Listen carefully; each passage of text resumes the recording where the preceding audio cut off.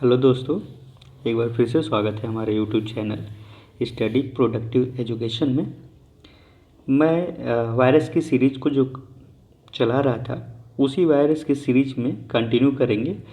अभी तक जो भी आपको वायरस में बताया गया है उसके आगे की सीरीज यहाँ से कंटिन्यू करते हैं। एक चीज़ और आपको यहाँ पे बताना था कि वायरस से रिलेटेड आज तक के जितने भी कम्पिटिटिव में जितने भी क्वेश्चन बने होंगे उस सारे क्वेश्चन की सीरीज आपको वायरस के टॉपिक ख़त्म होने के बाद दिए जाएंगे।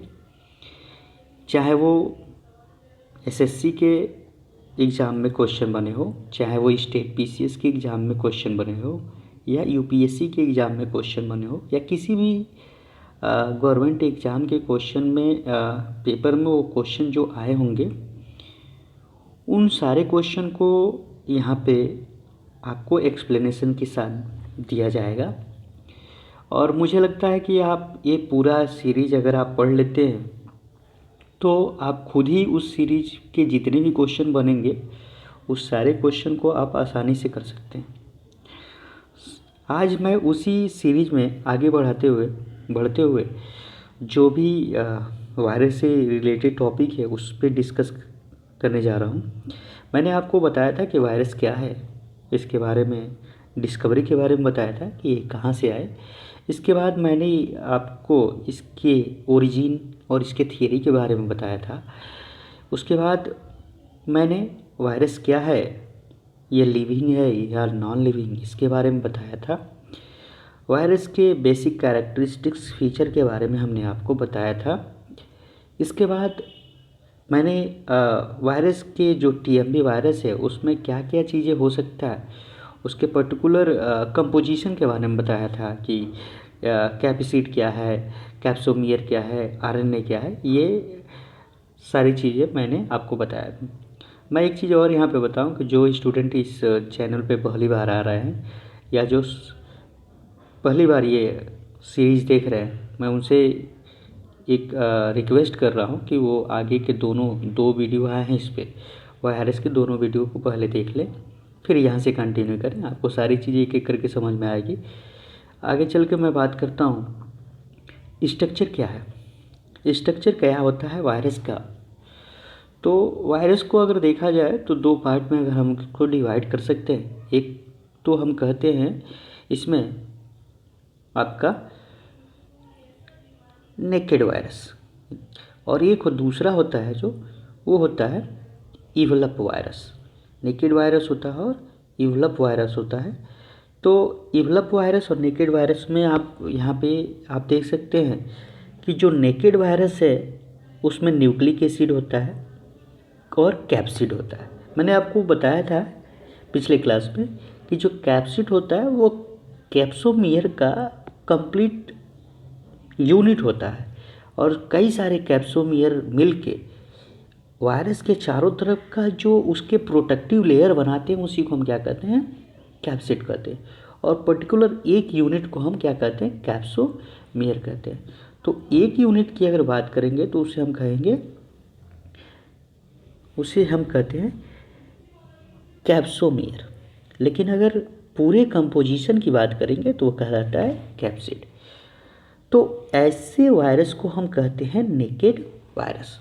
लेकिन अगर वही बात हम इवलप वायरस के बारे में बात करें कि जिसके ऊपर चारों तरफ कोटिंग होती है, जैसे आज के समय में जो कोरोना का कंडीशन है वो किस में आता है, वो आता है आपका इवलप वायरस में। इवलप बनाने में सबसे पहले रोल होता है बाहर के जो इवलप होता है वह मेनली लिपिड और प्रोटीन का बना होता है। लिपिड होता है और उसमें जो कंपोजिशन होता है वो प्रोटीन का होता है। तो लिपिड और प्रोटीन और कुछ शुगर के मालिक्यूल यानी कि ग्लाइकोजन के मालिक्यूल भी होते हैं जो चारों तरफ इसके लगे होते हैं, उसे ग्लाइकोलिपिड भी कहते हैं। और इसके अलावा इसके अंदर में आप जेनेटिक मटेरियल देखेंगे तो वह जेनेटिक मटेरियल न्यूक्लिक एसिड या तो आरएनए हो सकता है या तो डीएनए हो सकता है। और इसको प्रोटेक्ट करने के लिए नेचर ने इसको ऐसा बनाया है कि उसको प्रोटेक्ट करने के लिए जो बाहर के लेयर होते हैं वो कैप्सिड होते हैं। और ये कैप्सिड मोस्टली किसका बना होता है, प्रोटीन का बना होता है। कैसा बना होता है, ये प्रोटीन का बना होता है। इसके बाद हम बात करें आगे कि वायरस को किस बेसिस पे डिवाइड किया गया, इसकी सिमेट्री क्या है। सिमेट्री मतलब हम कह सकते हैं कि किसी पार्टिकल्स का सिमिलरिटी क्या है उन दोनों के बीच में, उसी को हम देखते हैं। वायरस में क्या क्या सिमिलरिटी है, उसी सिमिलरिटी के बारे में हम बात करेंगे। सबसे पहले हम बात यहाँ पे करेंगे कि वायरस को मेनली 3 ग्रुप्स या 3 सिमेट्री में इसे डिवाइड किया गया है on the basis of morphology. Morphology का मतलब इसके बाहर की संरचना के बेस पे इसको 3 ग्रुप में रखा गया है, 3 ग्रुप्स में रखा गया है। पहला ग्रुप इसके मॉर्फोलॉजी यानी कि इसका जो न्यूक्लियो कैप्सिड होता है, यानी कि जो इसके चारों तरफ का प्रोटेक्टिव लेयर होता है जो कैप्सिड का बनाता है, और इसके अंदर जो न्यूक्लियस होता है उसके बेस पे, न्यूक्लिक एसिड जो होता है उसके बेस पे इसको हम डिवाइड करते हैं 3 ग्रुप्स में, या फिर अरेंजमेंट ऑफ कैप्सोमियर, जो इसके अंदर जो कैप्सोमियर है उसके अरेंजमेंट के बेसिस पे हम 3 पार्ट्स में या 3 ग्रुप्स में इसे डिवाइड करते हैं। पहला जो ग्रुप है वो आपका है क्यूबिक सिमेट्री। क्या है वो? Cubic symmetry. क्यूबिक सिमेट्री किसे कहते हैं? तो एक बात आपको और बता दूं कि क्यूब लाइक स्ट्रक्चर जहाँ पे बनेगा उसी को हम कहते हैं क्यूबिक सिमेट्री। तो जहाँ पे क्यूब लाइक स्ट्रक्चर बने, मतलब ये आप देखिए ये कैसा है, क्यूबिक सिमेट्री है। तो ये क्यूबिक सिमेट्री का मतलब होता है कि अगर कोई भी वायरस का पार्टिकल अगर ऑक्साहेड्रल शेप फॉलो करे, कैसा शेप फॉलो करे? ऑक्साहेड्रल शेप फॉलो करे, तो वह जो वायरस है मिनिमम 20 इक्विलेटरल ट्रायंगल बनाएगा, 12 वर्टेक्स जिसमें दिखाई दे, या 2, 3, 5 पे रोटेशनल सिमेट्री फॉलो करे, तो ऐसे कंडीशन को हम कहते हैं cubic symmetry group of virus. दूसरा होता है हेलिकल सिमेट्री। हेलिकल में क्या होता है? Just like a TMB. देखिए यहाँ पे इसके जो न्यूक्लियस है वो हेलिकल लाइक स्ट्रक्चर, जैसे हेलिकल क्या कहते हैं, एक स्पाइरल लाइक स्ट्रक्चर जहाँ पे बने उसी को हम कहते हैं हेलिक्स। ऐसे जैसे आपको कहा जाता है डबल हेलिक्स मॉडल, जैसे डीएनए का स्ट्रक्चर जो होता है वो डबल हेलिक्स होता है, तो हेलिकल मॉडल मतलब स्पाइरल लाइक स्ट्रक्चर जो होता है उसी को हम कहते हैं, उसी को कहा जाता है हेलिकल मॉडल। तो हेलिकल सिमेट्री कहते हैं। इसी को हम देखते हैं कि the virus particle elongated the pleomorphic and nucleic acid spiral capsomere are arranged around the nucleic acid. वही चीज़ें मैंने जो आपको बताया वही यहाँ पे नोट डाउन किया गया है। तो कहा जा सकता है कि वायरस के अंदर जो न्यूक्लियस होता है उसका जो स्पाइरल नेचर होता है वो स्फेरिकल नहीं स्पाइरल नेचर होता है, इलांगेटेड स्पाइरल नेचर होता है, और उसी स्पाइरल नेचर के वजह से इसके चारों तरफ स्पाइरल कैप्सोमियर का अरेंजमेंट हो जाता है। इसी को हम कहते हैं हेलिकल मॉडल। और तीसरा होता है कॉम्प्लेक्स, मतलब वह वायरस जो कोई भी स्ट्रक्चर फॉलो ना करता हो, ना ही वह हेलिकल स्ट्रक्चर फॉलो करता हो यानी कि हेलिकल सिमेट्री फॉलो करता हो, और ना ही वह क्यूबिक सिमेट्री फॉलो करता हो। तो ऐसे वायरस को हम कॉम्प्लेक्स सिमेट्री कहते हैं। जैसे यहाँ देखिए आप एक वायरस देख रहे हैं बैक्टीरियोफेज, यह बैक्टीरिया को खाने वाला है, बैक्टीरियोफोजी कहते हैं इसको, यह बैक्टीरियोफेज कहते हैं, ये वो बैक्टीरिया को खाने वाला वायरस है। ऐसे ही एल्गी को खाने वाले को हम फाइकोफेज कहते हैं, फंगस को खाने वाले को हम माइकोफेज कहते हैं। तो आगे सारी चीज़ें एक एक करके हम डिस्कस करेंगे इसके बारे में, एक कुछ भी ऐसा नहीं होगा। और आपको इस चैप्टर से कोई भी अगर ऐसे क्वेश्चन जो नहीं समझ में आए वो कमेंट बॉक्स में हमसे क्वेश्चन आप पूछ सकते हैं कि क्या होता है, हम आप उसका पूरा कोशिश करेंगे पूरा अच्छे से उसका जवाब दें। और आगे तो इसी को हम कहते हैं, हम वायरस का जो कोई भी स्ट्रक्चर फॉलो ना करता हो, कोई भी सिमेट्री फॉलो नहीं करता हो, ना ही वो क्यूबिकल फॉलो और ना ही वो हेलिकल सिमेट्री हो, तो ऐसे को हम कहते हैं कॉम्प्लेक्स सिमेट्री। आगे बात करते हैं कि जैसे अभी इसके पहले मैं जो बताया था वही चीज़ें यहाँ पे भी फिर से आ गया कि जिस पे इवलप नहीं होगा यानी कि नेकेड होगा तो उसे हम अनइवलप्ड कहते हैं। जिसमें चारों तरफ कोट हो या इवलप हो यानी कि परत हो, उसके चारों तरफ झिल्ली पाया जाए उसके चारों तरफ उसके बॉडी के, तो उसको हम कहते हैं इवलप वायरस। अब यहाँ पे आप देख सकते हैं कि अनइवलप कंडीशन में क्या है, जीनोम से है, चारों तरफ कैप्सिड की कंडीशन है, और यही जब इसके चारों तरफ कोटिंग बन जाएगा तो ये इवलप कहलाएगा। और ये हमने आपको कोटिंग बताया भी है कि ये मेनली किसका बना होता है, अभी हमने आपको बताया था कि लिपिड और प्रोटीन का बना होता है। देखिए यहाँ पे लिखा हुआ है ग्लाइकोलिपिड का बना हुआ है, लिपिड बाइलेयर इस यहाँ पे लिखा हुआ है। तो ये सारी चीज़ें आप एक बार और देख सकते हैं यहाँ पे कि लिपिड बाइलेयर बना हुआ है, लिपिड बाइलेयर लिखा हुआ है, यहाँ स्ट्रक्चरल प्रोटीन है, और इन्हीं दोनों के मिलने से ग्लाइकोप्रोटीन को शुगर के मालिक्यूल्स भी होते हैं। तो ये सारी चीज़ें इवलप और इवलप वायरस का फॉर्मेशन करते हैं। अब आगे चल के बात करते हैं कि क्लासिफिकेशन क्या है वायरस का। तो कभी भी किसी भी ऑर्गेनिज्म को क्लासीफाई, एक चीज़ और यहाँ पे बिल्कुल बेसिक जान लीजिए कि किसी भी वायरस को अगर क्लासीफाई करना होता है तो या तो उसके स्ट्रक्चर के बेस पे हम क्लासीफाई करते हैं, या तो उसके हैबिटेट के बेसिस पे क्लासीफाई करते हैं, या तो उसके जनरल कैरेक्टरिस्टिक्स के बेसिस पे हमें डिवाइड करते हैं। तो ऐसे ही वायरस को भी क्लासीफाई किया गया उसके मोस्टली जो चूँकि इसका नेचर हैबिटेट के यानी कि होस्ट के ऊपर है, तो होस्ट के बेसिस पे यानी कि हैबिट कहाँ वो रहता है इसके बेसिस पे उसे डिवाइड किया गया है। तो इस बेसिस पे डिवाइड करते हुए ट्राइवियल सिस्टम दिया गया, और ट्राइवियल सिस्टम दिया गया जिस पे पहला कहा गया on the basis of structure, on the basis of chemical composition and on the basis of genetic material. तो 3 तरीके से इसे डिवाइड किया गया, इसके स्ट्रक्चर पे, उसके केमिकल कंपोजिशन के बेस पे, और उसके जेनेटिक मेकअप यानी जेनेटिक मटेरियल कौन कौन सा है उसके अंदर, उसके बेस पे इसे डिवाइड किया गया। International committee of taxonomy of virus इस पूरे वायरस को 3 आर्डर में डिवाइड किया है, लगभग नियर अबाउट 63 फैमिली, और लगभग अभी तक 263 जेनरा वायरस के अभी डिस्कवर किए गए हैं इस क्लासिफिकेशन के बेसिस पे। और 3 तरीके का क्लासिफिकेशन प्रपोज किया गया है अभी तक। वह कौन कौन सा है, एक है बाल्टीमोर का क्लासिफिकेशन, एक है क्लासिकल सिस्टम ऑफ क्लासिफिकेशन, और एक है जेनेटिक क्लासिफिकेशन या जेनेटिक सिस्टम ऑफ क्लासिफिकेशन। तो तीनों को अलग अलग बेस पे से डिवाइड किया गया। हम एक एक करके पढ़ेंगे कि कौन कौन से क्या है। पहले हम बात करते हैं बाल्टीमोर के क्लासिफिकेशन के बारे में। तो ये बाल्टीमोर एक साइंटिस्ट हैं, और ये साइंटिस्ट ने इस क्लासिफिकेशन को सबसे पहले बनाया है। तो किस बेसिस पे बनाया इसी को जानना है।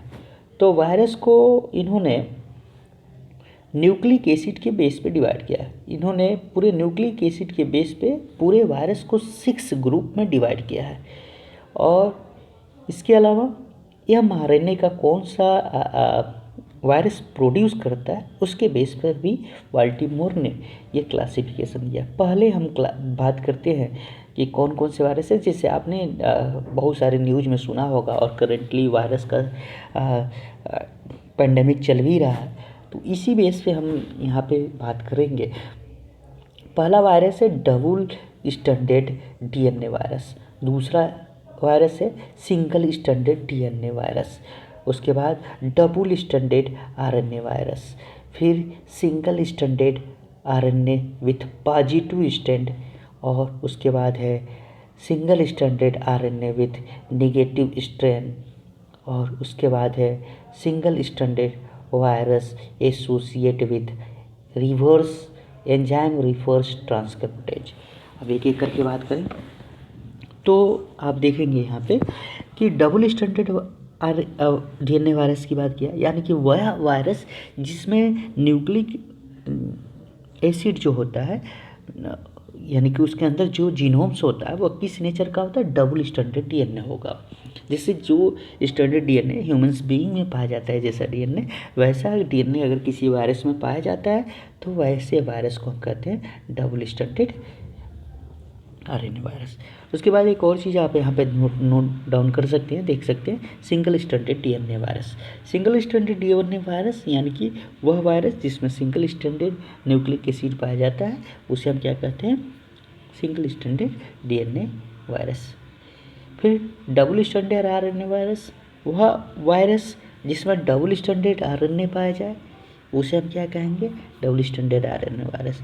वह वायरस जिसमें सिंगल स्टैंडर्ड आरएनए के साथ पॉजिटिव स्ट्रैंड हो, मतलब पॉजिटिव पोलैरिटीज फॉलो करे, मतलब पॉजिटिव सेंस, मतलब ये कह सकते हैं कि जो वायरस एमआरएनए आइडेंटिकल एमआरएनए रखता है और उसको ट्रांसलेट करता है होस्ट सेल के अंदर, जब उस ट्रांसलेट करेगा तो प्रोटीन के माध्यम से जब वो ट्रांसलेट करता है एमआरएनए, आइडेंटिकल एमआरएनए तो होता है जो पोलैरिटी नेचर फॉलो करता है। मतलब सिंपल वे में एक चीज़ समझिए कि कोई आरएनए आपके बॉडी में इंटर कर गया, कोई वायरस आपके बॉडी में इंटर कर गया और वह सिंगल स्टैंडर्ड आरएनए है, तो आपके बॉडी में प्रेजेंट होस्ट सेल के अंदर जो होस्ट सेल है, आपके अंदर जो सेल है, उसमें वो क्या करेगा, ट्रांसलेशन स्टार्ट करेगा। एक चीज़ और मैं आपको बताऊँ, आगे तो बताना ही है, ट्रांसलेशन और ट्रांसक्रिप्शन क्या होता है। ट्रांसक्रिप्शन का मतलब होता है लेखन। आपके डीएनए में जो भी न्यूक्लियोटाइड होगा, ठीक है, उसको जब हम क्या करता है, कॉपी करना स्टार्ट करता है, अपने फॉर्म में कोड करना स्टार्ट करता है, तो उसे हम कहते हैं ट्रांसक्रिप्शन। और जब उसे उस फॉर्म में लेने के बाद उसे ट्रांसफ़र करने लगता है दूसरे ऑर्गेनिज्म के भाषा में, दूसरे ऑर्गेनिज्म के कोड में फॉलो करने लगता है, तो अब उसे हम कहते हैं ट्रांसलेशन। यानी कि ये सारा प्रोसेस एमिनो एसिड और प्रोटीन के बेसिस होते हैं। यानी कि ये बॉडी में इंटर करते ही आपके आरएनए को, एमआरएनए को अपने एमआरएनए के फॉर्म में कोड करना स्टार्ट करते हैं। तो कोड करना यानी ट्रांसलेट करना स्टार्ट करते हैं in the form of protein, यानी कि एमिनो एसिड के छोटे छोटे फॉर्म में क्या करने लगते हैं, इसे कोड करना स्टार्ट करते हैं। और आप ये भी जानते हैं कि एमिनो एसिड के कई सारे यूनिट मिलकर ही प्रोटीन का फॉर्मेशन करता है। तो जहाँ पे ये आइडेंटिकल एमआरएनए क्या करने लगे, ट्रांसलेशन करना स्टार्ट कर दे, तब इस प्रोसेस को हम कहते हैं पॉजिटिव सेंस या पॉजिटिव स्ट्रैंड। दूसरा है निगेटिव स्ट्रैंड, मीन वह वायरस जो कम्प्लीमेंट्री फॉलो करे एमआरएनए का। एमआरएनए का कम्प्लीमेंट्री का मतलब सीधे पॉइंट पे हम बात कर सकते हैं कि कोई एक आरएनए वायरस का आरएनए है और आपके आरएनए से वह क्या करे, आपके आरएनए में वो कन्वर्ट होना स्टार्ट हो जाए, ठीक है, ट्रांसलेशन से पहले। वहाँ पे क्या था, ट्रांसलेशन के बाद, यहाँ पे क्या है, ट्रांसलेशन से पहले। तो जब ट्रांसलेशन से पहले ही आपके आरएनए में वो कन्वर्ट होना स्टार्ट हो जाए, किसके प्रेजेंस में, आरएनए पॉलीमरेज एंजाइम के प्रेजेंस में, तब उसे हम कहते हैं single stranded RNA virus with negative strand. अब आगे एक और है जो आप यहाँ पे देख सकते हैं, single standard RNA virus associate with enzyme reverse transcriptase. जैसे यहाँ पे सिंपल बात करें, एक आप वायरस के बारे में जानते हो जिसका नाम है HIV के बारे में जानते हैं।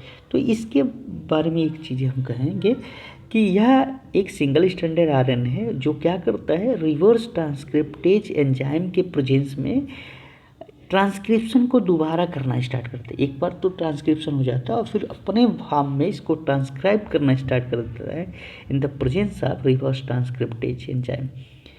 तो अब यही, जैसे इस समय का जो पेंडेमिक है जो आपके सामने है, वह है कोरोना वायरस। कोरोना वायरस का भी कंडीशन यही है, सिंगल स्टैंडर्ड आरएनए है विथ रिवर्स ट्रांसक्रिप्टेज। तो रिवर्स ट्रांसक्रिप्ट के मतलब वो अपने फॉर्म में जल्दी जल्दी उसे क्या करेगा, ट्रांसक्राइब करना स्टार्ट कर देगा, उसको कोडिंग को ट्रांसक्रिप्ट करना स्टार्ट कर देता है और अपने नंबर ऑफ सेल्स को क्या करता है, बढ़ाने लगता है। तो यही कंडीशन यहाँ पे अपने बाल्टीमोर के क्लासिफिकेशन में देखा। आगे चल के और भी चीज़ें डिटेल करेंगे हम एक एक करके। फिलहाल आगे दूसरा है classical system of classification. Classical system of classification की बात करेंगे तो सबसे पहले हम बात करेंगे एनिमल वायरस। यानी कह सकते हैं कि यह वायरस जो एनिमल को अपना होस्ट बनाए, ऐसे वायरस को हम क्या कहते हैं, एनिमल वायरस। जैसे बहुत सारे आपने नाम सुना है, like rabies that is animal virus, polio virus that is animal virus, mumps virus, chicken pox, small pox, influenza, HIV। ठीक है। इसके अलावा आज का जो है कोरोना वायरस या कोविड-19 जिसको आप कह रहे हैं कोरोना वायरस, ये भी क्या कहलाएगा, एनिमल वायरस कहलाएगा। फिर दोबारा दूसरा जो सिस्टम ऑफ क्लासिफिकेशन में से डिवाइड किया गया है वह है प्लांट वायरस। प्लांट वायरस को ही सबसे पहले वर्ल्ड में खोजा गया था। उसमें सबसे पहला नाम आता है TMB, जो टोबैको के प्लांट पे यानी तम्बाकू के प्लांट पे जो वायरस इन्फेक्ट करता है उसे हम कहते हैं टोबैको मोज़ेक वायरस। उसके बाद है बनाना स्टिक वायरस, जो बनाना के प्लांट पे इफ़ेक्ट करता है। कैरेट थीन लीफ वायरस, जो कैरेट के लीफ को थीन करता है, उस वायरस को हम प्लांट वायरस में काउंट करते हैं। यानी कि वह वायरस जो अपने लाइफ को प्लांट के ऊपर ग्रोथ कराता है, यानी प्लांट्स के ऊपर जब ग्रोथ करेगा तो उसे हम कहेंगे प्लांट वायरस। उसके बाद एक है बैक्टीरियल वायरस। बैक्टीरियल वायरस का मतलब जो बैक्टीरिया को इन्फेक्ट करे, यानी कि बैक्टीरिया को क्या करता है, फीड करता है, यानी बैक्टीरिया को फीड करने वाले वायरस को हम क्या कहते हैं, बैक्टीरियोफेज वायरस। इसमें बहुत सारे वायरस है, T1, T2, T3, T4। तो ऐसे करके आप वायरस के क्लासिकल सिस्टम ऑफ क्लासिफिकेशन की बात की। अब बात करते हैं जेनेटिकल सिस्टम ऑफ क्लासिफिकेशन। यानी जेनेटिकल सिस्टम ऑफ क्लासिफिकेशन में सबसे पहले बात आएगा जेनेटिक्स के कॉन्सिक्वेंसेस के बारे में, यानी DNA वायरस और प्लस RNA वायरस। इसके पहले भी हमने बात बताया था आपको कि बाल्टीमोर के क्लासिफिकेशन में DNA और RNA वायरस के बारे में बताया था। यहाँ भी सीधे पॉइंट पे बात करेंगे DNA और RNA। जीन, जो भी DNA या जीन की बात करेंगे तो DNA या जेनेटिक जो मटेरियल होता है या तो वो लीनियर होगा या तो सर्कुलर होता है। जैसे आप एक ऑर्गेनिज्म के बारे में बैक्टीरिया जो पढ़ाएंगे तो हम बताएंगे ये बैक्टीरिया में हमेशा कैसा DNA पाया जाता है, सर्कुलर DNA। तो ऐसे ही जीन की जेनेटिक मटेरियल की बात करेंगे, या तो उस वायरस में जो जेनेटिक मटेरियल होगा वो लीनियर नेचर फॉलो करेगा या तो सर्कुलर नेचर फॉलो करेगा।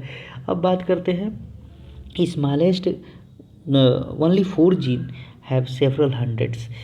केवल 4 ही जीन बहुत सारे हंड्रेड्स जेनेटिक मटेरियल्स डेवलप करने की कैपेबिलिटी वायरस में होती है। इसके अलावा DNA वायरस की बात करें कि DNA virus that is virus consist of DNA genome.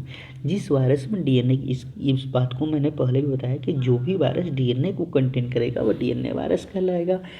तो they complete the activity of transcription. यहाँ पे देखिए लिखा हुआ है कि अपनी एक्टिविटी को ट्रांसक्रिप्शन के द्वारा फॉलो करता है, ट्रांसक्रिप्शन को एक्टिविटी को मैनेज करता है। उसके बाद attack to the organism in similar genomes, अपने सिमिलर जीनोम्स के ऊपर, जैसे कि यह अपने ही DNA क्या मतलब एक सिंपल तरीके से एक बात कहा जा सकता है इसमें कि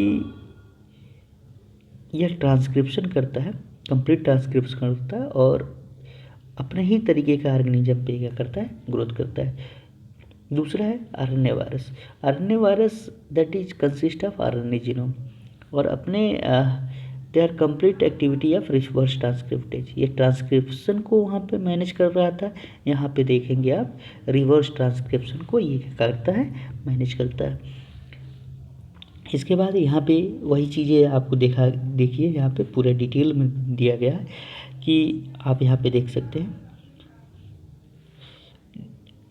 हाँ DNA वायरस। उसके बाद यहाँ पे दिखाया गया आपको इनवेलप यहाँ पे दिखाया गया आपको नॉन इनवेलप। जो इनवेलप में दिखाया गया उसमें डबल स्टैंडर्ड डीएनए की बात किया गया है, डबल स्टैंडर्ड जीनोम होता है। और इस डबल स्टैंडर्ड जीनोम में सबसे मोस्ट इम्पॉर्टेंट एग्जाम्पल है पॉक्स वायरस की फैमिली होती है। तो उस चीज़ को यहाँ पे आप देख सकते हैं सिंपल तौर से कि यहाँ पे लिखा हुआ है पॉक्स वायरस, यहाँ पे हर्प वायरस। तो यहाँ पे हर्प वायरस ये किसका नेचर फॉलो करते हैं, ये इनवेलप का नेचर फॉलो कर रहे हैं। दूसरा चीज़ आप यहाँ पे एक और चीज़ देख सकते हैं नॉन इनवेलप वायरस। इस नॉन इनवेलप वायरस में दो तरीके का वायरस होता है, एक डबल स्टैंडर्ड और एक होता है सिंगल स्टैंडर्ड। डबल स्टैंडर्ड में आप एडिनो वायरस का नाम सुने होंगे। उस एडिनो वायरस के बारे में आपने नाम सुना होगा। जैसे यहाँ देखिए एडिनो वायरस है, यह डबल स्टैंडर्ड होता है। और पपोवा वायरस से होता है, वो सर्कुलर डबल स्टैंडर्ड डीएनए होता है। यहाँ पे एक और चीज़ देखिए, यहाँ सिंगल स्टैंडर्ड जीनोम है जिसको हम पर्वो वायरस कहते हैं। तो ये जो नाम देख रहे हैं ना, ये herpes virus, pox virus, adeno virus, papova virus, ठीक है, पर्वोवा वायरस, तो ये सारे क्या है, इसके वायरस के फैमिली है। और इसी फैमिली में डिफरेंट टाइप्स के आपको वायरस देखने को मिलेंगे। हम सारे फैमिली को एक एक करके डिटेल करेंगे और उसके एग्जाम्पल के बारे में भी आपको बताएंगे। फिर यहाँ पे वही चीज़ें एक बार और देख लीजिए, वही चीज़ें थोड़ा सा अलग तरीके से बताया गया है। यहाँ पे हम थोड़ा सा जूम करते हैं इसको, आप यहाँ पे देखिए, यहाँ पे आरएनए वायरस के बारे में बताया गया। तो आरएनए वायरस में देखिए यहाँ पे लिखा हुआ है आरएनए वायरस इवोलप आरएनए वायरस होता है, नॉन इवोलप आरएनए वायरस होता है। यहाँ पे सिंगल स्टैंडर्ड में क्या है, और single standard encoded reverse transcriptase जो आपको इसके पहले मैंने बताया था वही चीज़ें। इसमें रेट्रोवायरस होता है, इसमें जो नॉन सेगमेंटेड जीनोम होते हैं उसके बारे में। तो ये सारे डिटेल यहाँ पे आपको एक एक करके हम बताएंगे आगे क्लास में। यहाँ पे सेगमेंटेड जीनोम है, उसके अलग अलग फैमिली के बारे में यहाँ पे बताया गया है। तो इस सारी चीज़ को हम आगे क्लास में बताएंगे। यहाँ बस आज के लिए बस इतना ही। Thank you. अच्छा लगा हो तो शेयर करें, लाइक करें और सब्सक्राइब करें चैनल को, आगे ज़्यादा से ज़्यादा लोगों को पहुँचाएँ। धन्यवाद।